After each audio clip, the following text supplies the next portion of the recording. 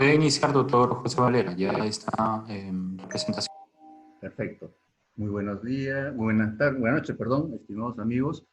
Eh, Vamos a iniciar la segunda sesión docente organizada por APREDIAP para conocer un poco más de lo que es la diabetes. En esta oportunidad vamos a contar con la ponencia de la doctora Lorena Villena, que nos va a conversar sobre cómo actuar ante una hipoglicemia, la cual es una de las urgencias o complicaciones agudas de la diabetes y a la cual hay que tenerle bastante respeto y saberla manejar, porque es una complicación que se presenta de un momento, que se puede presentar de un momento a otro y hay que saber exactamente qué pasos tomar para poder pasar ese momento inadecuado. La doctora Lorena Villena es médico endocrinólogo que se graduó en la Universidad Peruana Cayetano Heredia, que ha hecho maestría también en diabetes y obesidad por la misma universidad. Es actualmente docente de la Facultad de Medicina de la Universidad de Piura y es médico asistente de la Clínica San Felipe. Aparte es una muy buena endocrinóloga y amiga. En algún momento hemos trabajado muy bien y su posición pues va a ser muy eh, didáctica y nos va a permitir pues salir con un mejor conocimiento de cómo tratar esta hipoglicemia. Bien, vamos a, después de que termine su exposición la doctora Lorena Villena, vamos a dar unos minutos para la sesión de preguntas, cuando nos hagan sus preguntas, y la doctora pues pueda responderlas para que se complemente, pues, si es necesario, pues, los conocimientos que se le va a brindar a través de las exposiciones. ¿Sí? Bien, lo voy a dejar con la doctora Lorena Villena para que comience su charla y podamos, pues, iniciar adecuadamente esta sesión. Muy buenas noches. Doctora Villena, buenas noches. Buenas noches con todos. Muchas gracias, doctor Valera, por la gentil, amable y tan bonita presentación. Otra vez estamos juntos. Y esta noche, para poder hablar un poco de hipoglicemia, vamos a presentar dos casos clínicos que esperamos sea del interés de todos. Siempre que hablamos de hipoglicemia, muchas veces decimos que es algo muy sencillo y como que fácil de manejar, pero a veces puede llegar incluso a ser todo un desafío. ¿Ok? Bueno, vamos a empezar la presentación. La idea de esta presentación es poder identificar signos y síntomas de una hipoglicemia, poder hacer una adecuada valoración diagnóstica para poder hacer un oportuno tratamiento y establecer estrategias para evitar la recurrencia, ya que en este caso vamos a hablar de pacientes diabéticos que están en tratamiento con hipoglicemiantes o con insulina. Para esta presentación no tengo conflictos de interés. Y cuando me puse a preparar esta presentación, la primera frase que se me vino a la mente fue esta: las personas olvidarán lo que dijiste, también olvidarán lo que hiciste, pero jamás olvidarán lo que sintieron. Si esto lo llevamos a una crisis hipoglicémica y si el paciente, por ejemplo, empezó a usar insulina y presenta una crisis hipoglicémica, probablemente va a tener poca adherencia al tratamiento, no va a querer seguir el tratamiento, va a limitar el ejercicio, de pronto se va a poner menos dosis de insulina si es que la está usando, porque precisamente el miedo, el temor a que esa crisis, a que ese evento se repita, puede ser muy fuerte. Entonces lo que tenemos que evitar es que experimenten, aunque sabemos que de por sí es muy frecuente. Bueno, vamos a presentar a Ana. Ella es una mujer de 26 años, ella es natural, procedente de Lima, es casada, es estudiante universitaria y de abogacía. Ella decidió hacer su control habitual, cada 3 o 4 meses va por consulta, decidió hacer su control por consultorio externo. Sin embargo, para conocerla un poquito más, revisamos su historia y vemos que ella tuvo un debut de diabetes más o menos hace 6 meses y desde entonces con una crisis cetoacidótica y desde entonces está en tratamiento con insulina glargina, se aplica 18 unidades en la noche e insulina Lispro que dependiendo un poco de sus controles puede estar 4 o 6 unidades, lo que se aplica cada vez antes del desayuno, almuerzo o cena. Además, tiene una historia de dislipidemia, más o menos hace un año que se la diagnosticaron, tiene una cirugía refractaria hace 2 años por miopía y como antecedentes familiares de interés, ella tiene la mamá que es hipertensa y también diabética. Esos son los principales antecedentes de Ana, nuestra paciente de 26 años. Los antecedentes ginecobstétricos en realidad no son muy relevantes. La menarquia empezó a los 12 años, la frecuencia de la regla es regular y actualmente no está utilizando ningún medio, ningún anticonceptivo, vía oral ni mecánico. Dentro de las funciones biológicas, ella refiere cuando entra a consulta, ¿no?, que el apetito ha estado incrementado, la seta ha estado conservada, no ha habido molestias para orinar últimamente, la micción está conservada, ocasionalmente presenta deposiciones, o sea, presenta estreñimiento, y ha aumentado ligeramente de peso, tal vez unos 2 o 3 kilos los últimos 2 meses, y refiere que ocasionalmente tiene más sueño de lo habitual. ¿Qué pasó con Ana? Esos son los antecedentes que ella tiene, pero el día que ella viene a consulta, viene por consultorio externo. Y eso es muy importante que lo tengamos en cuenta, porque no es lo mismo evaluar un paciente por emergencia, un paciente que está en la calle, o un paciente que viene por consulta externa, o un paciente que ya está hospitalizado, ¿no? Esta es una paciente que, como sabemos, tiene 26 años, tuvo un debut de diabetes de cetoacidosis más o menos hace 6 meses, y desde entonces han venido utilizando insulina en forma bastante regular, aunque refiere que ocasionalmente tiene episodios de ansiedad, palpitaciones, sudoración, por lo cual tiene que ingerir rápidamente algún alimento, de preferencia casi siempre lleva caramelos en su cartera, o toma algún zumo de naranja o algo dulce cuando se siente así como mareada. Ella estuvo 30 minutos en la sala de espera el día de su control. Sabemos que a veces pueden pasar no solamente 30 minutos, sino a veces hasta más de tiempo esperando sentados frente o antes de ser atendidos por consulta externa. Los últimos minutos ella se sintió como más confundida, empezó a tener muchos sueños, se mostraba un poco alterada. Entonces el familiar decide rápidamente llamar a la enfermera que está en el estado de consulta y dice que no la ve bien, ¿no? Entonces la gente también la empezó a ver que ella estaba media como descompensándose. Y esto es muy importante porque estamos frente a una paciente que probablemente a muchos nos ha pasado mientras estamos atendiendo otros pacientes por consulta externa, que estos pacientes muchas veces también pueden descompensarse, inclusive frente nuestro, ¿no? Probablemente ese día se levantó más temprano, omitió una comida, se puso insulina y por eso puede haber tenido estas molestias.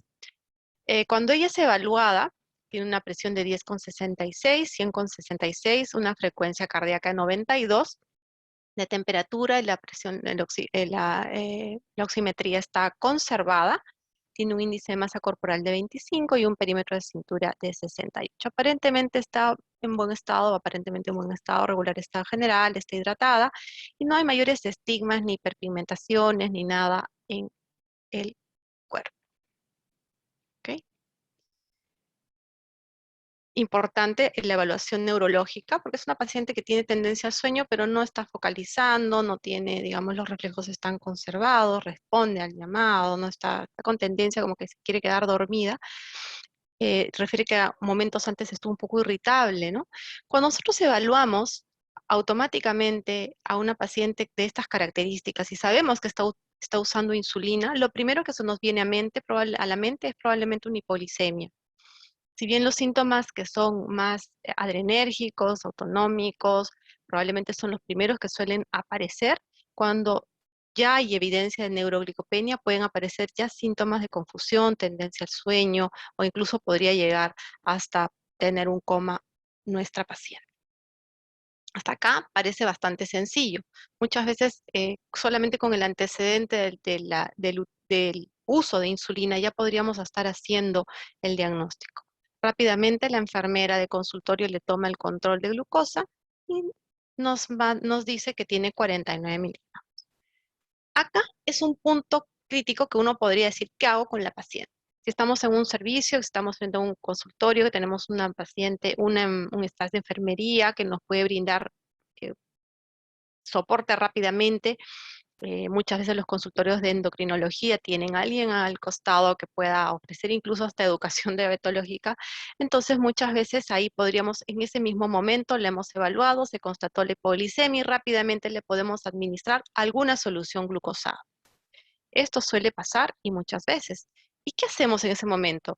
Unos podrían decir, bueno, uy, lo hospitalizamos, le hacemos un electrocardiograma, le hacemos una batería de exámenes, la observamos, reevaluamos. ¿Qué hacemos?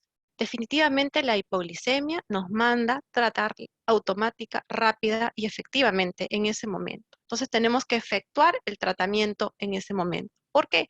Porque lo que buscamos es aliviar los síntomas, controlar que esa glucosa vuelva a lo normal y obviamente queremos evitar episodios futuros de hipoglicemia. ¿Qué tratamiento inmediato podemos ofrecer a esta paciente? Acá la paciente, si está con tendencia, digamos, si está despierta, si uno la despierta, responde, es consciente, es capaz de comer, la idea es brindarle alguna solución glucosa a tomar e ingerir rápidamente, ¿no? Eh, Clásicamente las guías de manejo nos dicen 15 a 20 gramos de carbohidratos rápidamente absorbibles. Estamos hablando 15 a 20 gramos, suena muy teórico, ¿no? Probablemente a ustedes les pase y digan, bueno, entonces 15 a 20 gramos, o sea, ¿cuánto es? Más o menos es el equivalente que harían 3 caramelos, más o menos un vaso, un zumo de naranja, 3 galletas dulces, más o menos eso es lo que aporta 15 gramos de carbohidratos. Entonces es lo que debemos sugerir. Y acá deberíamos aplicar la regla del 15. 15 perfecto, que en un minuto lo vamos a volver a repetir. Controlar la glucosa luego de 15 minutos de haber ingerido alguna solución glucosada y seguir con alguna comida o algún snack dentro de los 30 a 60 minutos. Estamos hablando de un paciente ambulatorio, despierto, en aparente buen estado de salud, ¿no? Entonces ese paciente debe ser evaluado. Si el paciente, bueno, obviamente estamos recordando que este es un paciente no hospitalizado. Si ese paciente ha tenido episodios ya recurrentes, en otros países está permitido y tienen, por ejemplo, la regulación de los países, la importación de alguna de la industria farmacéutica permite el uso, por ejemplo, de glucagón. Entonces se puede poner 0.5 miligramos, esto es intramuscular o subcutáneo rápidamente. Muchos pacientes que ya lo usan encuentran esta alternativa fácil y útil, sobre todo, por ejemplo, si tienen que hacer un viaje largo, si tienen que pasar muchas horas y utilizan insulina y saben que de pronto no se olvidaron de llevar la merienda y no comieron, o están haciendo mucho ejercicio. De pronto hay pacientes que ya están muy estructurados. Entonces, esa regla del 15 es la siguiente. 15 gramos de carbohidratos, que ya dijimos son 3 cucharadas más o menos de azúcar, 3 caramelos, más o menos 3 galletas dulces. Luego esperamos 15 minutos, rechequeamos la glucosa y luego podemos seguir dando, y si aún la glucosa continúa baja, administramos de todas maneras otros 15 gramos de carbohidratos más o aseguramos la ingesta dentro de la hora. Eso fue lo que pasó con esta paciente, se sintió rápidamente bien, es como siempre que yo veo una hipoglicemia me acuerdo de levántate Sésamo, de levántate Lázaro, porque es tal cual, ¿no? Incluso puede llegar el paciente en un estado ya de prácticamente de coma y uno le administra la solución glucosada y dependiendo un poco cómo esté, rápidamente muchas veces responde, ¿no? Son minutitos que se va a recuperar. Cuando vemos la revisión del monitoreo de glicemia de esta paciente, vemos que ha tenido, si bien hace 6 meses que viene con el diagnóstico, vemos que ella, no he puesto el entero, ha tenido excursiones más o menos de glucosa bastante elevadas, pero también ha hecho algunos picos de hipoglicemia, ¿no? Pero es una paciente que tiene más tendencia a hiperglicemia que a hipoglicemia. Entonces, probablemente en esta paciente vamos a decir, bueno, tenemos que educar a la paciente, explicarle, regularle la dosis que venía utilizando de insulina. Es probable que si está aplicando mucha insulina de noche tengamos que disminuir un 10 o 20% la aplicación de la insulina y que se le aplique generalmente al momento ya de acostarse. Muchas veces cometemos ese error, ¿no? O sea, ponemos la insulina con la cena, de pronto el paciente cenó 7, 8 de la noche y eh, hace una hipoglicemia después durante la madrugada. Entonces a veces preferimos, sobre todo por el pico que pueden tener la insulina, en este caso la NPH, que sí tiene un pico que podría llegar a los 6 horas, 7 horas más o menos, empezar después luego a bajar. La idea es que te agarre de pronto ya más temprano cuando esté casi despierto y pueda comer, ¿no? Entonces, ¿qué se hizo con esta paciente? Se le hizo educación, se le explicó bien qué debía hacer, se le reguló la dosis de la insulina, se le bajó un 10%, ya venía con 24 unidades, se le bajó y eso fue lo que se hizo con la paciente. Cuando hablamos de hipoglicemia, clásicamente siempre hablamos de la triada de Whipple, aunque en realidad no esto es que se aplique solamente en pacientes diabéticos. Cualquier paciente que está haciendo una hipoglicemia realmente, si hace síntomas o signos de hipoglicemia, se confirma por laboratorio y luego hay resolución. Una vez que damos tratamiento, estamos hablando de esta clásica triada de Whipple y estaríamos confirmando una hipoglicemia, ¿sí? ¿Cuándo hablar de hipoglicemia? Este es un tema a veces complejo. ¿Por qué? Porque no solamente se trata de un valor numérico, sino que la definición de hipoglicemia, si bien podríamos centrarla y decir, como dicen las guías actuales, alrededor de 70 miligramos por decilitro, hoy en día este concepto va un poco más allá de la respuesta del paciente. Si es un paciente que está alerta, si es un paciente que se está dando cuenta, si es un paciente que no se da cuenta que está teniendo hipoglicemias, porque precisamente ese es el desafío mayor que podamos tener a la hora que tenemos un paciente que indicamos, en este caso, insulina y pueda hacer una hipoglicemia. ¿Es frecuente la hipoglicemia en diabetes? Créanme que es más frecuente de lo que nosotros pensamos. Este es un survey, un estudio que se hizo ya algunos años, en el 2011 fue publicado, una encuesta telefónica que se hizo a más de 1.440 pacientes de varios centros de Europa, Alemania, Estados Unidos, y bueno, más que nada europeos, y en los cuales se les hizo una encuesta que duró más o menos 20 minutos en las que se hacía una serie de preguntas, por ejemplo, con cuánta frecuencia faltaban al trabajo.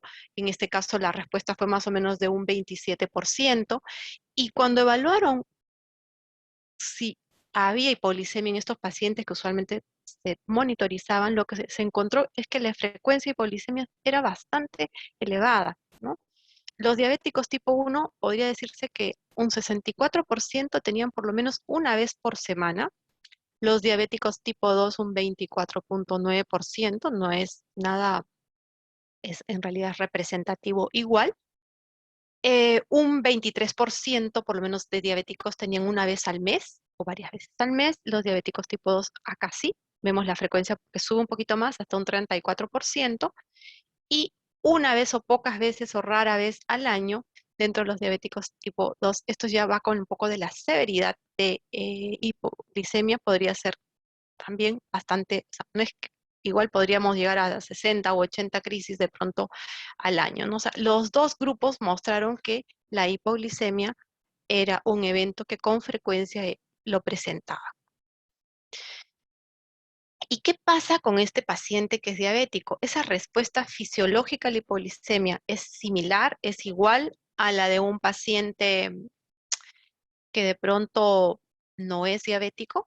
En realidad, acá hay una brecha enorme de distancia, sobre todo por el tiempo de diabetes que tenga el paciente. Porque si es un paciente adulto mayor que va perdiendo esta respuesta adrenérgica, esta respuesta eh, esta falla, digamos, adrenal que podría haber a estos síntomas de baja de glucosa, se va perdiendo con el tiempo y muchas veces estos pacientes tienen hipoglicemias inadvertidas, hipoglicemias nocturnas severas más frecuentes. Sabemos que apenas empiezan a bajar nuestros valores de glucosa, automáticamente cuando tenemos un valor de 80-85, nuestra respuesta de secreción a la insulina empieza a cesar y la respuesta es primaria, es bastante rápida, y luego el glucagón, si es que la glucosa sigue bajando, va a empezar a incrementarse para hacer una respuesta contrarregulatoria primaria, ¿sí? De ser el caso que la glucosa siga aún bajando, empieza a aparecer el aumento del cortisol y de la GH. Este es un sistema de respuesta un poco más lento y también es menos representativo. Y cuando está alrededor de 50-55 ya empezamos a tener sensación o respuesta de hambre y esto permite la respuesta de que podamos alimentarnos o tomar glucosa de forma exógena, y cuando los valores ya están muy bajitos, menos de 50 miligramos por decilitro, muchas veces ya hay compromiso del sistema nervioso y de otros órganos, y sobre todo el sistema nervioso, que nos va a dar esos clásicos síntomas que a veces incluso podrían llegar a síntomas y signos más raros, como podría ser no solamente confusión, irritabilidad, o de pronto que el paciente llegue convulsionando o en coma. Uy, qué pena que esto no se ve bien. Ahí estamos. Entonces, apenas se empieza a ver esos cambios, se empieza a activar el sistema, digamos, de respuesta, se empieza a aparecer la respuesta adrenérgica, y esto nos da los clásicos signos y síntomas de palpitaciones, ansiedad, nerviosismo, ¿no? A medida que va pasando el tiempo, temblor. Luego, si sigue bajando la glucosa, empieza a aparecer esa sensación de hambre y la necesidad de urgencia de comer. Sin embargo, si esto no tiene una respuesta adecuada y la glucosa sigue bajando, es ahí cuando empiezan a aparecer ya los síntomas de neuroglicopenia. Y acá vamos a recordarnos de este semáforo, que nos va a reflejar un poquito cómo clasifican actualmente la hipoglicemia cuando hablamos de pacientes con diabetes. Podríamos decir que el paciente está con un nivel 1 de hipoglicemia, y generalmente acá el criterio diagnóstico es numérico, hablamos de alrededor de 70 miligramos por decilitro, y el paciente tiene la suficiente capacidad como para él mismo tratarse. De nivel 2, cuando la hipoglicemia ya es un poco clínicamente más significativo, y esto puede correlacionar con valores de alrededor de 50 miligramos por decilitro. Ya es clínicamente importante. Y si el paciente no se puede atender, el paciente ya no responde y requiere atención externa, generalmente acá algo que nos debe llamar la atención es que no hay un valor exacto, o sea, no es que tenga 20 ni 30 miligramos, que muchas veces estamos nosotros los médicos acostumbrados a buscar el número para empezar un tratamiento. En este caso, acá el paciente, y esto pasa muchas veces cuando un paciente llega, por ejemplo, en coma, el protocolo que tenemos que hacer, siempre darle dextrosa, ¿no? Rápidamente endovenosa para poder mitigar un poco la neuroglicopenia. Y ahí nos viene la respuesta o esta duda que uno podría tener. Insulinoterapia es como las dos caras de una moneda versus, o sea, si doy insulina, el riesgo de hipoglicemia es como si fueran las dos caras de una misma moneda. Y podríamos decir que tal vez sí, porque estamos usando una herramienta potente, un arma poderosa que es la insulina, pero también va a conllevar otros riesgos importantes, como es de presentar una hipoglicemia. Generalmente, cuando se empieza a perder esa respuesta de mecanismo en los diabéticos, que al inicio pueden tener mucha resistencia a insulina, pero esa insulina se va agotando con el tiempo y puede llegar un momento que ya no sea eficaz, ya no sea tan efectiva como queremos. Muchas veces tenemos que empezar a utilizar un esquema de repente basal de insulina, ¿no? Para que esa glucosa pueda controlarse de forma óptima, o necesariamente a veces no llegamos a las metas postprandiales, vemos que el paciente está con valores de 200, 300 después de comer, entonces muchas veces tenemos que darle bolos de insulina, ya sea antes de desayuno, almuerzo y comida. Lo que generalmente uno a veces trata de imitar es este esquema fisiológico, esta persistencia permanente, lenta de secreción de insulina que todos los seres humanos tenemos minuto a minuto, y después cada vez que comemos el estímulo de la comida va a hacer que produzcamos estos picos de insulina que permiten que estemos mejor controlados. A veces, en el afán de querer imitar esta respuesta fisiológica, se nos puede ir un poco de las manos y podemos dar más insulina de la que requiere, o el paciente también de pronto puede estar haciendo ejercicios y requiere, ¿no? El hecho de que el ejercicio sensibiliza la insulina, y si no tuvo un aporte importante antes de hacer ejercicio, probablemente, por lo menos de repente no va a soportar.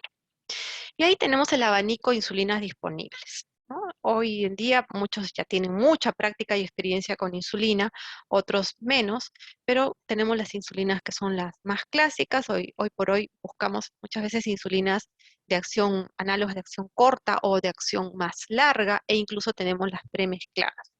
Lo cierto es que tienen la mayoría un tiempo de inicio de acción, después tienen un tiempo de permanencia y un tiempo de duración.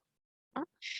Hay mucho mayor seguridad hoy en día con las insulinas análogas de más larga duración, estamos hablando de Termir o de Glargina, son más seguras porque han demostrado producir mucho menos hipoglicemia. ¿Ok?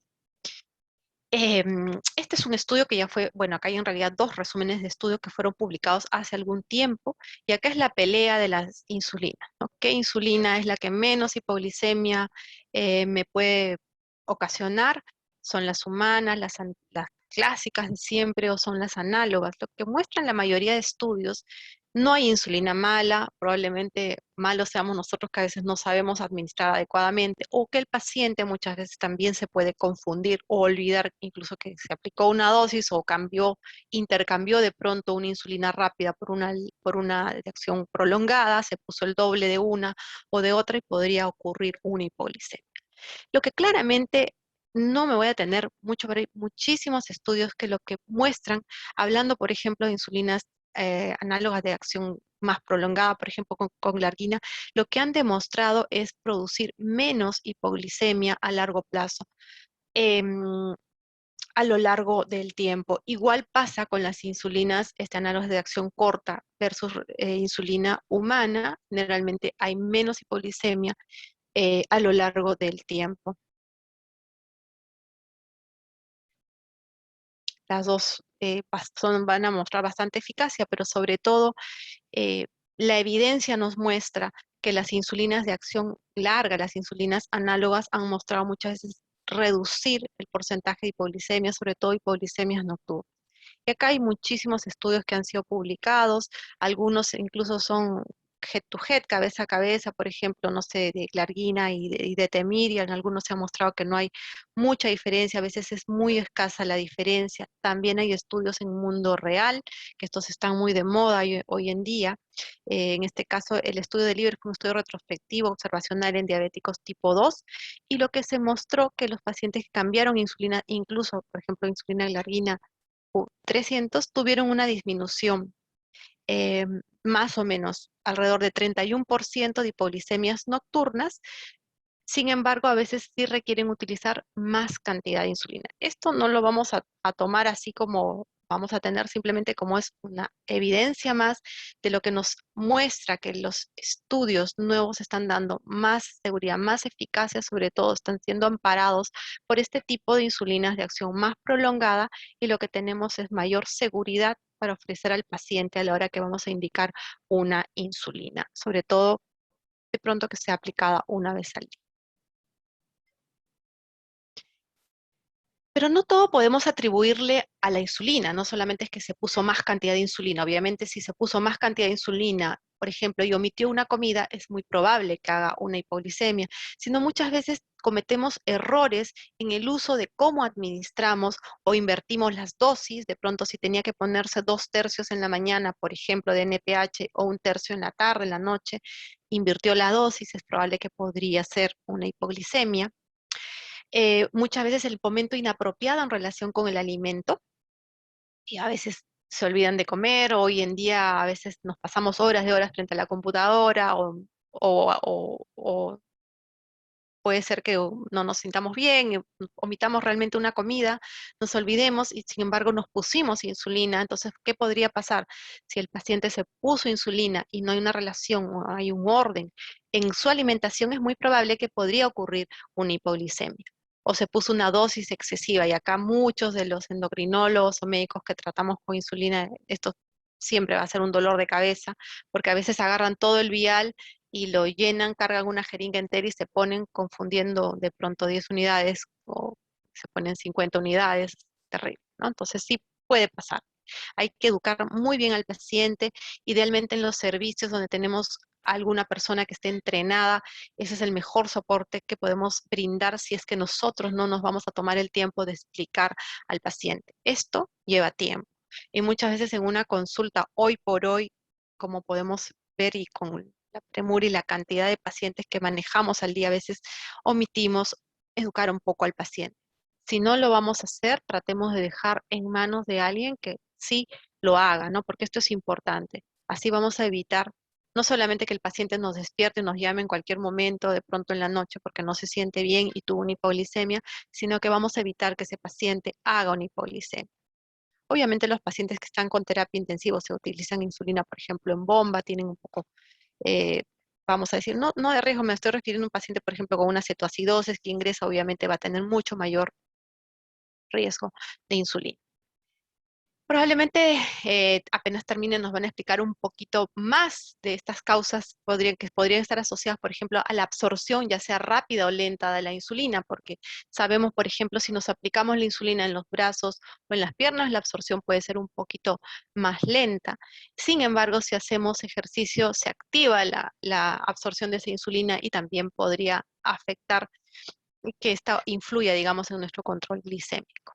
Importante, ausencia de alimentos, o sea, los pacientes que están con insulina tienen que ser bastante, vamos a decir, religiosos en el orden de sus alimentos, tienen que respetar sus horarios, eso es muy importante.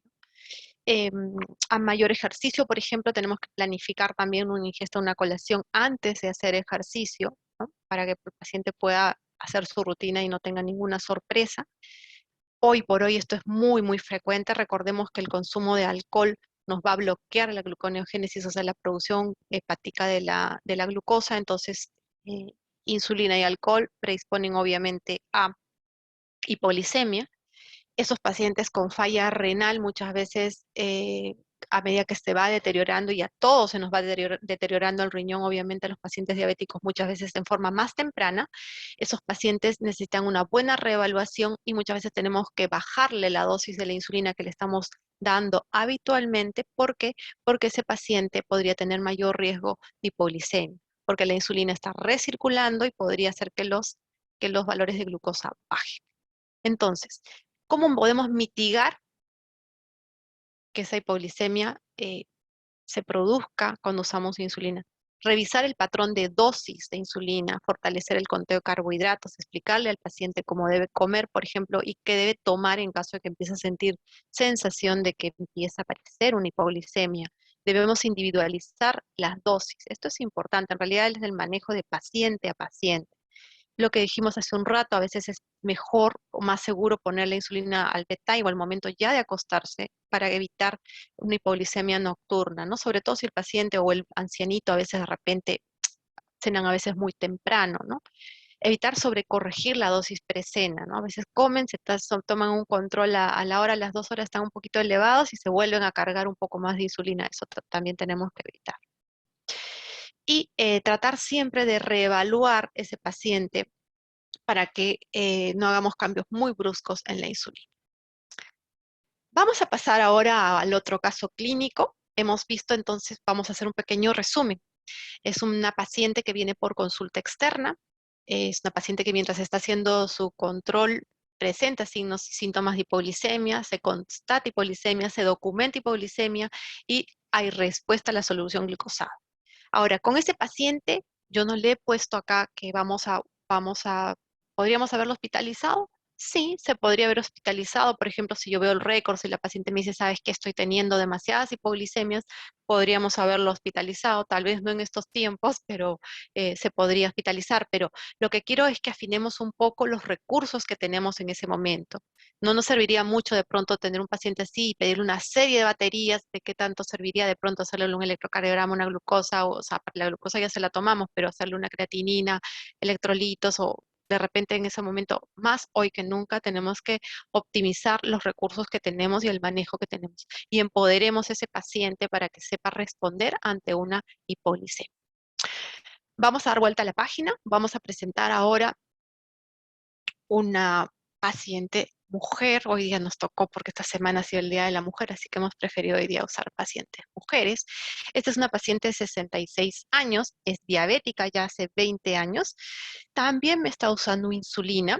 Usa insulina 20-20 de NPH, 20 en la mañana, 20 en la noche, además de metformina. Y además es hipertensa, está en tratamiento con losartán, amlodipino y también toma atorvastatina por dislipidemia en forma bastante regular. Esta paciente tiene otra forma de presentarnos. Hasta acá es una paciente que hace 6 meses ha tenido un episodio de hiperglicemia Y es ahí donde le empiezan a dar glibenclamida, aparte de la insulina, porque los picos de insulina que tenía, a pesar de que tiene 66 años, eran un poco elevados. Perdón.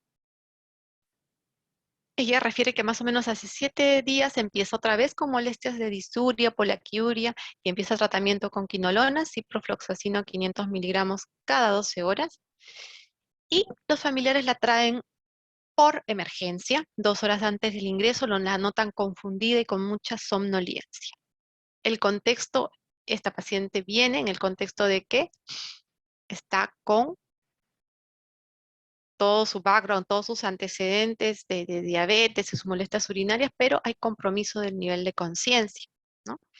Rápidamente, cuando vienen este tipo de pacientes, los evaluamos muchas veces en emergencia y tiene una evaluación bastante rápida y la anamnesis nos la da generalmente el familiar que le acompaña. Era una paciente que tenía un índice de masa corporal 26, que revisamos la historia clínica, pero luce pálida, está inconsciente, diafrética, responde a estímulos dolorosos, o sea, no estaba con un Glasgow, de pronto Glasgow 9, o sea, no requería 9, 10, vamos a decir, y no necesitó intubarse en ese momento. ¿Qué hicimos con esa paciente? En esta paciente no podemos perder tiempo. En esta paciente hacemos lo primero que tenemos que hacer, vale la redundancia, hacemos el ABC, ¿no? Revisamos la vía aérea, vemos que está respirando, aseguramos la circulación, le colocamos rápidamente una vía periférica, reponemos fluidos y la vemos un poco con las mucosas secas o deshidratada, podemos tomar rápidamente un hemoglucotest, podemos colocar un monitor cardíaco en condiciones ideales. ¿Qué es lo que se hizo con esta paciente? ¿No? Y ahí, lo primero que probablemente también se nos va a venir a la cabeza cuando el paciente o el familiar nos diga, esta paciente, mi familiar es diabética y está con insulina, no lo vamos a pensar 3 veces, vamos a pensar rápidamente que la hipoglicemia es una de las complicaciones más frecuentes en el adulto mayor con diabetes. Sin embargo, cuando el paciente viene con compromiso al sensorio, tranquilamente uno podría decir, bueno, pero podría ser un estado de repente hiperosmolar con compromiso del sensorio, ¿no? Cetoácido, pero acá directamente vamos a decir, bueno, parecería más, parecería más por los signos y síntomas que estamos padeciendo una hipoglicemia. Y la hipoglicemia en realidad en los adultos mayores también es bastante frecuente. Se dice que dentro de la frecuencia de complicaciones agudas por diabetes podríamos estar alrededor de un 25 a 30 por 1000 personas la incidencia por año, ¿no? Entonces es como que la causa más frecuente. Entonces si yo tengo un diabético con estas características, rápidamente puedo evaluarlo. Si tengo en ese momento un hemoglucotest, voy a salir rápidamente también de la duda, pero si no igual, muchas veces vamos a tener que administrar una solución glucosada para evitar la neuroglicopenia. Cuando uno revisa un poquito qué pasa con esos pacientes o muchas veces esos pacientes diabéticos que están, por ejemplo, en tratamiento y cuán frecuentes que hagan eventos hipoglicémicos, ¿no?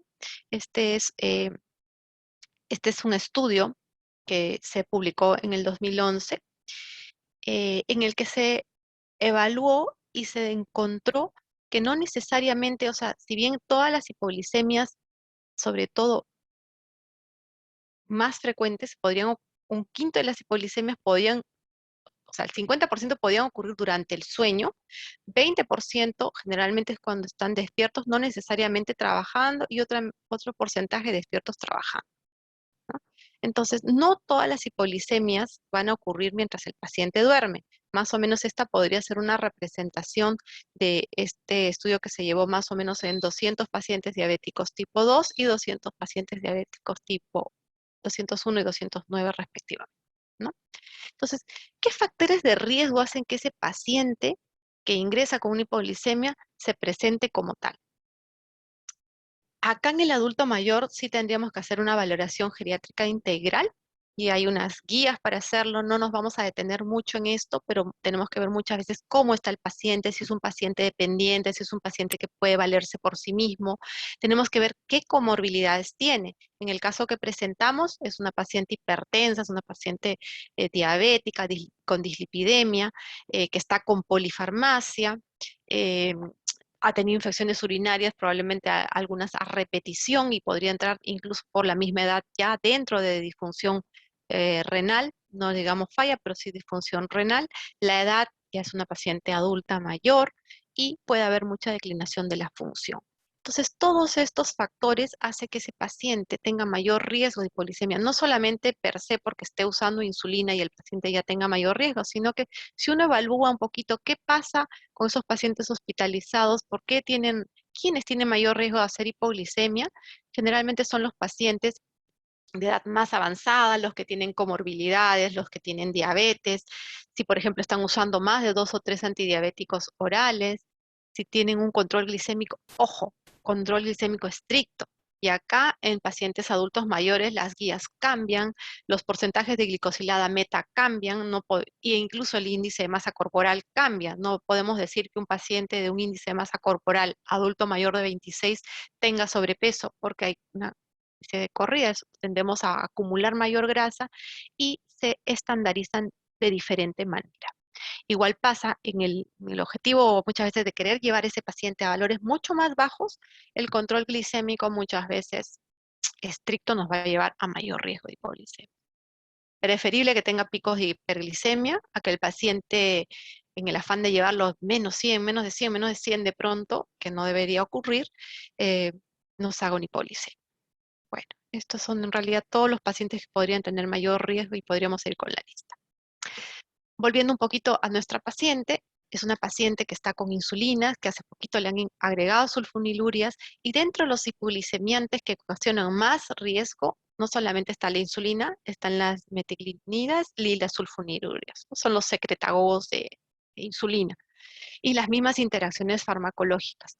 No me voy a detener acá mucho, pero sabemos que, por ejemplo, las quinolonas están asociadas también a producir mayor hipoglicemia. Entonces, si a esto le sumamos la insulina, obviamente el paciente, y si está con una infección urinaria, de repente tiene un poco de náuseas, si no está comiendo, no está ingiriendo la cantidad adecuada, tendría un mucho mayor riesgo de hacer una hipoglicemia. En este paciente, el contexto cambia. Es una paciente que está ingresando por emergencia, la tenemos que admitir y le tenemos que pedir o solicitar una serie de batería de exámenes de laboratorio, ¿no? Más relevante acá, o sea, no nos vamos a, es una paciente que obviamente así de por lejos tenía síntomas y signos de hipoglicemia, tiene una hipoglicemia, es una paciente que, bueno, la creatinina está ligeramente en el límite, no vamos a decir sobre, pero está en el límite. Y lo demás, el AGA está dentro de rangos, digamos, no tiene ningún criterio para pensar en una cetoacidosis, por ejemplo, diabética. Okay. ¿Qué hicimos con esta paciente? Luego que ya le administramos glucosa, hicimos todo el ABC, confirmamos que está con una hipoglicemia. Esta es una paciente que ingresa vamos a confirmar los exámenes de laboratorio, vamos a seguir con la batería de exámenes. Sin embargo, este paciente tiene que ser reevaluado. ¿Por qué? Porque tenemos que ver qué vamos a hacer. No solamente es ponerle la dextrosa en ese momento, sino que tenemos que evaluar los medicamentos que está tomando, los factores que podrían estar desencadenando esta hipoglicemia y qué vamos a hacer. Otro punto importante, recordar que en los pacientes adultos mayores la contrarregulación para la hipoglicemia ya es diferente, cambia. Ya no, incluso podríamos decir que si uno lo compara con un diabético tipo 1, generalmente esa respuesta de falla disminución de los niveles de insulina es casi como un diabético tipo 1. Hay falla en el incremento de glucagón y hay secreción atenuada de epinefrina. Por eso es que estos pacientes muchas veces no sienten esos clásicos síntomas adrenérgicos, por ejemplo, ansiedad, nerviosismo, palpitaciones. Muchas veces estos síntomas que podrían estar más adrenérgicos, colinérgicos, pasan desapercibidos. Y por otro lado, se aumenta el riesgo de hipoglicemia severa recurrente hasta 25 veces. ¿Por qué? Porque precisamente los mecanismos de defensa van a estar alterados. Es un paciente que de repente no se va a atender, ¿no? Esto es lo que acabamos de decir. Esta respuesta de contrarregulación a la hipoglicemia se altera totalmente y a más tardía la diabetes, o sea, tenemos una diabetes de más evolución, de más años y más persistente, generalmente esa respuesta a la hipoglicemia, la insulina prácticamente no cambia, el glucagón no aumenta y está la epinefrina atenuada, por tanto los síntomas clásicos que uno podría sentir no se presentan, entonces tenemos una respuesta de contrarregulación defectuosa. Al llegar a ese paciente se le va a poner dextrosa rápidamente, dextrosa 25 gramos de dextrosa al 50%. Si bien esto nosotros no lo tenemos en nuestro país en esa presentación así, lo que clásicamente usamos son 4 ampollas de dextrosa, más o menos cada ampolla tiene 6 gramos de lo que vendría a ser. Entonces, si multiplicamos por 4, estaríamos casi 24 o 25 gramos, ¿no?, de administración. Es lo que debemos hacer, administrar en bolo rápidamente para poder restablecer esos valores de hipoglicemia, controlarlo luego de 15 minutos y otra vez volver a rechequear hasta que esa glucosa pueda subir más de 70, más de 80. Podemos administrar algo por vía oral siempre y cuando la paciente esté despierta, ¿no?, y que pueda ingerir. No es que le vamos a dar media dormida y la vayamos a ahogar a la paciente o no, sea peor el tratamiento, ¿no? ¿Ok? Y si la paciente está, por ejemplo, en NPO, pues, no está comiendo, obviamente hay que asegurar una infusión de glucosa que más o menos es el equivalente a 2 miligramos por kilo por minuto. Eso es lo que debemos hacer. ¿Qué se hace con esta paciente? Obviamente hay que seguirla, hay que establecer, obviamente la vamos a admitir, vamos a poder continuar el tratamiento, asegurar la vía, asegurar si no está comiendo, asegurar que tenga una administración permanente de dextrosa para que esos valores se mantengan en rangos ideales. O sea, en un paciente hospitalizado estamos hablando en rango en 140, 180, que es un valor que podríamos decir que estamos en buen control. Si el paciente entró con una hipoglicemia, lo ideal es que esos valores se restablezcan, que estemos con valores 70, 80 miligramos para que podamos estar más seguros que estamos saliendo. ¿Ok? Muy bien. Y acá quiero romper un poco el clásico, no sé, muchos probablemente son de la generación de nosotros y estamos muy arraigados. Apenas entra un paciente con estas características, lo primero que pone paciente hospitalizado diabético, escala móvil, ¿no? Es lo que casi siempre tratamos de colocar y pensamos que estamos haciendo lo mejor para nuestro paciente y lo mejor que podemos ofrecer. Sin embargo, vamos a romper un poco ese esquema porque la idea de esta noche es poder revisar, este es un estudio que realizó el doctor Umpierres con su equipo en Atlanta, ya fue publicado hace algunos años atrás. Sin embargo, es un estudio muy rico. ¿Por qué? Porque este estudio, si bien llegó más o menos 130 pacientes con diabetes 65-69, es un estudio prospectivo randomizado en el cual se evaluó, eran pacientes diabéticos en los que 3 meses que han estado estables en control con sus antidiabéticos, se les suspende el tratamiento antidiabético y se les empieza a dar insulina una vez que son admitidos.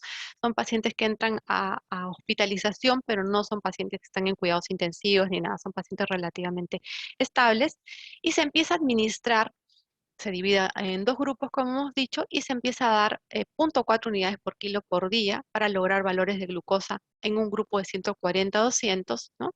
Y si el paciente tenía valores un poquito más altos, se les da 0,5 unidades por kilo de dosis de insulina, en este caso insulina Glargine, ¿no? Se administró este porcentaje en el 50% como Glargina y el 50% de una insulina de acción rápida, desayuno, almuerzo y cena. La basal era una vez al día y la rápida 3 veces al día. Versus el otro grupo de pacientes que estaban con escala móvil. La clásica escala móvil que todos conocemos, ¿no? Que hoy en día a veces ponemos 150, 180, usualmente ponemos 2 a 4 unidades. Esto depende un poco de la escuela con la cual con la cual estamos familiarizados.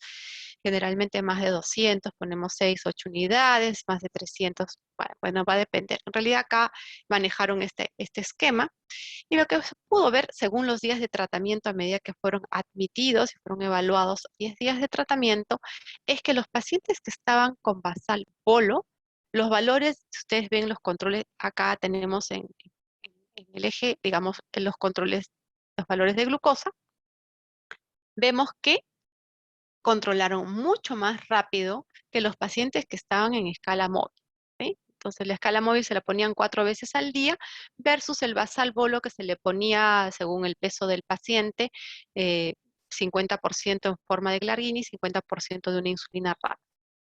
Pero lo que más impacta de este estudio, ya estamos casi por acabar, espero que no se estén durmiendo, es que la tasa de hipoglicemia del grupo que estuvo con basal prácticamente no hubo una mayor diferencia, digamos, de las tasas de hipoglicemia entre el grupo basal bolo y las tasas de hipoglicemia de escala móvil.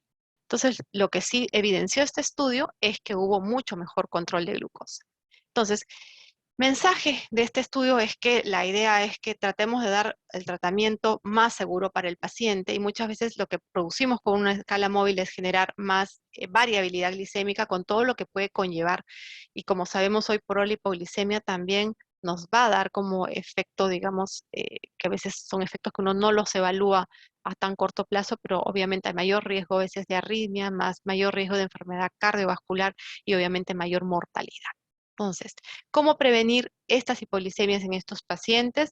Reevaluando objetivamente al paciente, poniéndole objetivos claros, evaluando las comorbilidades, haciendo o empleando regímenes flexibles y adecuados, considerando la edad, duración de enfermedad, consumo de alcohol es importante, esto que evaluemos en cada paciente. El consumo de alcohol es importante porque muchas veces los pacientes consumen más de 2 o 3 bebidas al día, y estaríamos hablando en un paciente diabético, la idea es que sea, si es hombre, menos de una, es mujer, menos de una bebida al día, si es al revés. Si es mujer, menos de una, y si es hombre, podría ser hasta 2 al día. Agregar la ingesta y asegurar la ingesta de carbohidratos, porque la idea es que los valores de glucosa no bajen a menos de 140 miligramos por decilitro si el paciente, digamos, va a tener que tomar una colación antes, porque de todas maneras probablemente podría sobrevenir una hipoglicemia. Recordar que a veces hay que cambiar esa escala móvil, hay que tratar de desterrarla de nuestro manejo. Es preferible usar algún tipo de insulina regular, una insulina basal. Puede ser un esquema basal bolo, basal plus, y si está con otro antidiabético, obviamente a veces podemos reducir incluso la cantidad de insulina que le vamos a poner. Evitar grandes cambios de titulación, o sea, no es habitual. Por ejemplo, si empezamos con 10 unidades de insulina, no le vamos a dar 20 unidades al día siguiente. Generalmente lo que hacemos es estandarizamos. Si empezamos con 10 unidades en un paciente, si no hay un buen objetivo control glicémico, podríamos subir a 12, a 13, según cómo estén los controles, y esperamos 3 días. La idea es que sea una titulación lenta, pero segura, ¿sí? Y eso es lo que nos dicen las guías. Hoy por hoy esto que se cambió más o menos en el 2012 es hacer un manejo más centrado en el paciente, no tanto en el esquema de la meta de la hemoglobina glicosilada, o sea, doy más con tal de que la hemoglobina glicosilada baje, sino lo que evaluamos es que ese paciente no tenga hipoglicemias, evaluamos cuánto tiempo de enfermedad tiene ese paciente, cuánta expectativa de vida tiene, cuáles son las comorbilidades más importantes, establecemos las complicaciones cardiovasculares, y hoy por hoy esto creo que es el eje de todas las guías de ahora, o sea, evaluar mucho la enfermedad cardiovascular. Si bien la ADA nos manifiesta estos estándares, digamos, de control, esto sí cambia mucho en el adulto mayor, porque podríamos tener tranquilamente un adulto mayor con 8.5 hasta 9% de glicosilada si es un paciente que está postrado, con muchas comorbilidades, con polifarmacia, y es un paciente de alto riesgo para que haya hipoglicemia. Recordemos individualizar los objetivos en base a esto, la duración de diabetes, la expectativa de vida, las comorbilidades, ¿no? Ok. Y mensaje final, es importante prevenir, saber reconocer los episodios de hipoglicemia. Es más seguro y efectivo prevenir que tratar, acá hay un error, que tratar una hipoglicemia, y es importante capacitar a los pacientes y a los cuidadores para que reconozcan, en este caso a los cuidadores del paciente, una hipoglicemia. ahí terminamos. Creo que me olvidé poner la última diapositiva. No sé si ahora vienen algunas preguntas.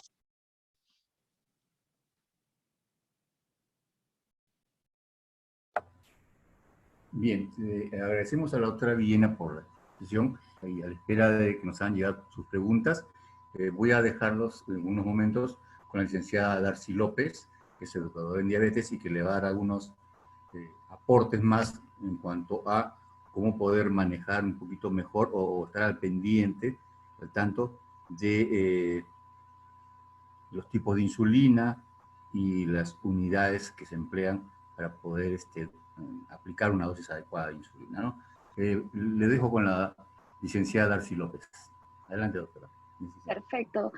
Muy buenas noches con todos. Mi nombre es Darcy López, soy del área educativa de Laboratorios Lilly y el día de hoy les voy a hablar de 3 puntos importantes, de tres ítems muy importantes que debemos de cuidar cuando un paciente va a iniciar el tratamiento con insulina, o también el médico tiene que considerar cuando se inicia un tratamiento con cualquier tipo de insulina. Entonces, el primero es diferenciar que el paciente se identifique, ¿sí?, con sus insulinas y que rotule de la manera que él lo pueda diferenciar, ya sea con un hilito, ya sea con esmalte. ¿Por qué? Porque, como lo dijo la doctora Villena en su exposición, muchas veces la hipoglicemia es causada porque una insulina rápida lo utilizan en dosis de la insulina de acción lenta. Entonces, generalmente las insulinas de acción lenta tienen mayor cantidad al ser aplicadas. Entonces, esto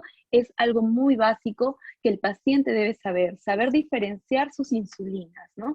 Sea en la presentación que fuese, es diferenciarla. Sabemos que la más clarita siempre es la de acción lenta y la más oscurita de acción rápida, pero pese a ello, el paciente propiamente tiene que tener esa actitud de poder diferenciarlas, ¿ok? Porque sí, Darcy, ¿ya hay otra manera de poder diferenciarlas? No, porque son transparentes ambas, ¿no? Visiblemente el medicamento es totalmente transparente, entonces lo más importante acá es diferenciar las insulinas con algo que al paciente propiamente los va a poder diferenciar y decir, ay, esta es mi insulina rápida, le he puesto esmalte rojo para saber que alto peligro, tengo que tener más cuidado, y quizás, ¿no?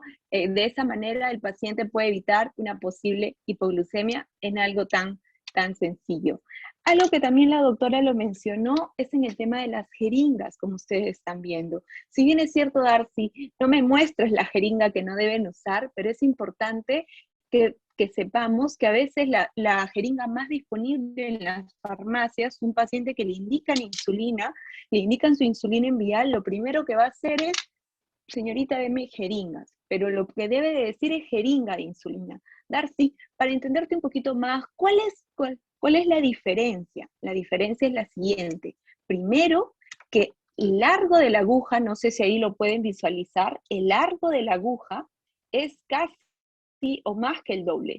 Doctor, usted me ayuda, ¿lo visualizan? ¿Sí? Las agujitas, perfecto. Entonces, ¿qué hago cuando la agujita es de insulina? Es chiquitita y se aplica en ángulo de 90, como ustedes están viendo, de frente, directo. Pero cuando la aguja, como la de tuberculina, que es la que muchas veces hay mayor acceso, entonces la aguja es más grande, el paciente va a tener que hacer un pliegue, como estamos viendo acá, y lo que vamos a hacer, ¿ok?, es un ángulo de 45, como le enseño a los pacientes, de costadito, ¿ok? Entonces es muy importante porque ¿qué pasaría, Dar, si esta aguja la voy a introducir en ángulo de 90? La famosa, lo que hemos hablado hoy día, podemos ocasionarle al paciente una hipoglicemia, ¿ok? Entonces es muy importante tener en claro el tema de las jeringas. Otro punto importante, cuando nosotros hablamos de la jeringa de insulina, cada rayita, ¿sí?, es una unidad, pero sin embargo, en la jeringa de tuberculina, cada rayita son 2 unidades. Entonces, si el paciente está utilizando ambas, puede tener mucho error, ¿ok?, al aplicarse la insulina.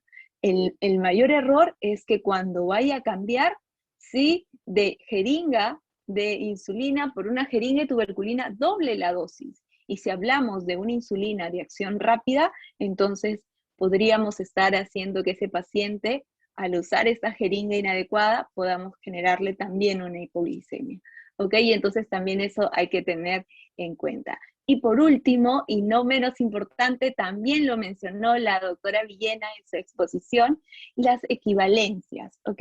Quiero recordarles, yo sé que ustedes ya lo saben, en un dispositivo, en un lapicerito, viene 3 mililitros que equivalen a 300 unidades. Lo digo de esta manera porque quiero dejar claro que la indicación de ustedes como médicos es en unidades, pero el paciente ve 3 y se lo quiere aplicar todo y quiere comprar varios lapiceros. Entonces, importantísimo, acá hay 300 unidades o 3 mililitros, y si hablamos de un vial, ¿no? Si hablamos de un vial, vienen 10 mililitros que equivalen a 1000 unidades. ¿Ok? Pequeños detalles en realidad, ¿por qué? Porque a veces al paciente le indican 10 unidades y como lo dijo la doctora, llenan la jeringa varias veces para poder aplicarse todo, porque acá en el vial dice 10 mililitros. Pero quizás hay que siempre recalcar ese pequeño detalle, que la indicación es en unidades, sin embargo, las presentaciones de las insulinas vienen en mililitros. ¿Ok? ¿Sí? Espero que recordemos esos 3 tips: diferenciar las insulinas y que lo haga el paciente de la manera poniéndole el sticker del sobrino, el sticker de la nieta. Las jeringas, muy importante considerar que sea una jeringa de insulina para que puedan tener una aplicación adecuada, porque va a ser la vía de administración más segura. Y finalmente recordar que la indicación del médico es en unidades internacionales. ¿Ok?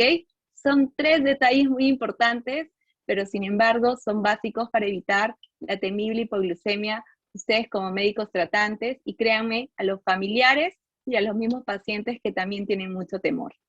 ¿Sí? Muchísimas gracias, doctor. Creo que vamos a ir con las preguntas. Gracias a ti, licenciada García López. Tenemos unas preguntas que nos han hecho llegar para la doctora Villena con respecto al tema de conferencia.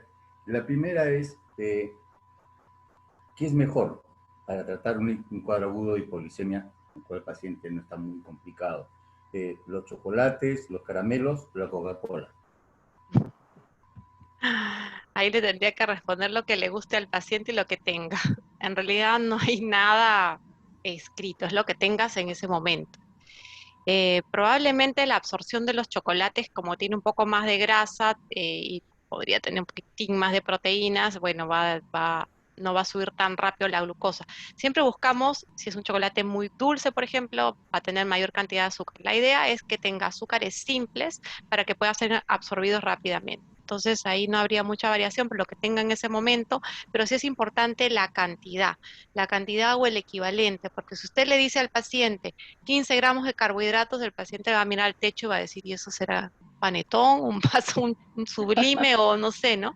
Entonces la idea es, son 3 caramelos más o menos, 3 caramelos no, los gigantes, podría ser el equivalente a 3 galletas dulces y podría ser el equivalente también a unas 3 cucharadas de azúcar, más o menos.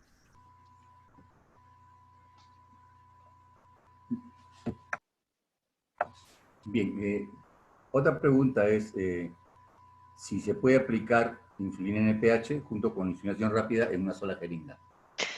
Bueno, ahí en realidad las insulinas premezcladas ya vienen en el mercado. Va a depender un poco de cuánta experiencia puede tener uno en manejarlas y por otro lado, si al paciente le es conveniente.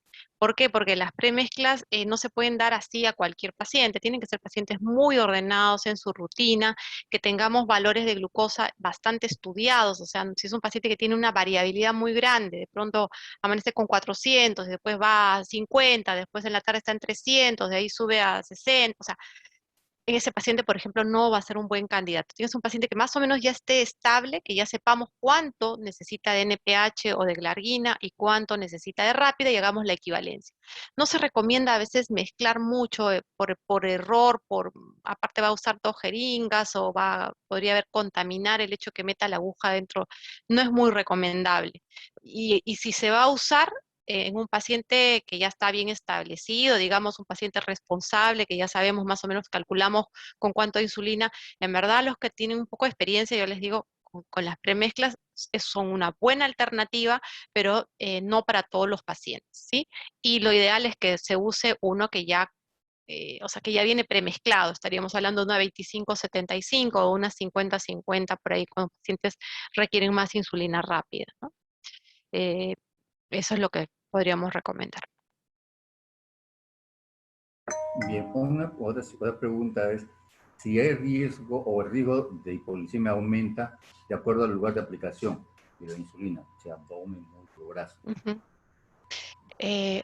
Claro, definitivamente sí. Como ha explicado Darcy hace un ratito, la aplicación en realidad va a depender un poco también de la zona, ¿no? Si podemos hacer una aplicación periumbilical en sentido horario y cada vez recorriendo, digamos, como si fueran las agujas de un reloj para que no sea en el mismo sitio, la absorción de la insulina subcutánea que está alrededor del ombligo siempre es mayor, un poco mayor que la que podemos poner en los músculos, en los brazos, en los miembros, en las piernas, ¿no?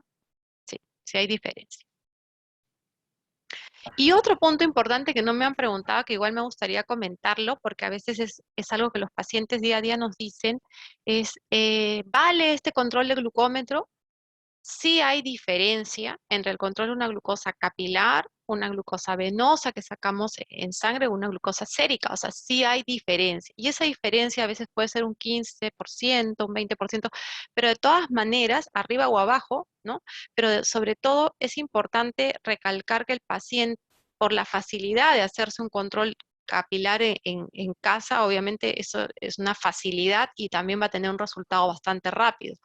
No va a esperar sacarse un valor de glucosa para hacer un tratamiento o corregir su dosis, ¿no? No sé si hay alguna otra pregunta más. Sí, doctorita, acá me pregunta, si no tienen insulina rápida, ¿puede usar insulina lenta antes de las comidas? ¿Hay mayor riesgo de hipoglicemia con alguna de ellas? Si se acuerdan un poquito de la gráfica de los tiempos de excursión de cada insulina, las insulinas más lentas suben mucho más lento y una vez que establecen, va a depender el horario, podría ser que duren, digamos, 24, 48 horas o hasta un poco más, en el caso de una insulina lenta. Entonces, si yo pretendo corregir una hiperglicemia postprandial con una insulina lenta, voy a estar muerta. ¿Por qué? Porque mi insulina no va a subir, probablemente recién a las 6 horas haga un poco de pico y después vaya bajando. Obviamente me va a permitir tener un mejor control glicémico a lo largo del día, pero no pretendamos corregir una glucosa postprandial con una insulina lenta, ¿no? O sea, lo que hace, acuérdense el gráfico, es remedar lo que fisiológicamente ocurre. Nosotros permanentemente tenemos producción de insulina minuto a minuto. Entonces, cuando damos una insulina de acción basal, lo que tratamos es remedar es esa base, ¿no? Para que no haya picos tan altos o excursiones tan grandes de insulina. No sé si hay alguna pregunta más. Perfecto, perfecto. Hay una pregunta que leo por el chat que dice, ¿le puedo dar gaseosa a un paciente con hipoglicemia? Claro, por supuesto, si es un paciente que está despierto y puede tomar, sí, pero si es un paciente que está con compromiso del sensorio, que está balbuceando o que directamente no está respondiendo, no, ¿no? Se nos puede aspirar. Perfecto. Doctorita, aparentemente ya no hay más preguntas. Ujú. Agradecerles a los asistentes por la atención prestada a la charla y a felicitarla por su forma tan didáctica como nos ha presentado los casos clínicos, ¿sí? Y yo creo que esto va a ser de mucha ayuda o utilidad para el día a día, sobre todo en el tratamiento de tanto de nuestros pacientes como de repente algún familiar que tengamos, ¿no? Con diabetes. Y así le evitamos estas complicaciones que nos pueden inclusive atemorizar un poco, ¿no? Si que no lo manejamos adecuadamente. Gracias, doctora Liena, por su bonita exposición. Esperemos tenerla nuevamente en otras charlas ¿no? Con esa calidad de docente que tiene usted. No, más bien es un gusto para mí agradecerles a todo el grupo APREDIAT, al soporte que nos está dando Laboratorios Lilly, y esperamos tener nuestro próximo encuentro. Perfecto. Y invitar a nuestros oyentes para el próximo miércoles 17, en el cual se va a tratar terapia con insulina en el tratamiento de pacientes COVID, ¿no? Que va a ser el próximo miércoles a la misma hora. Gracias por su atención y muy buenas noches. Será hasta la próxima vez. Buenas noches. Buenas noches a todos, descansen y Buenas cuídense noches con mucho. todos. Chao. Gracias. Hasta luego.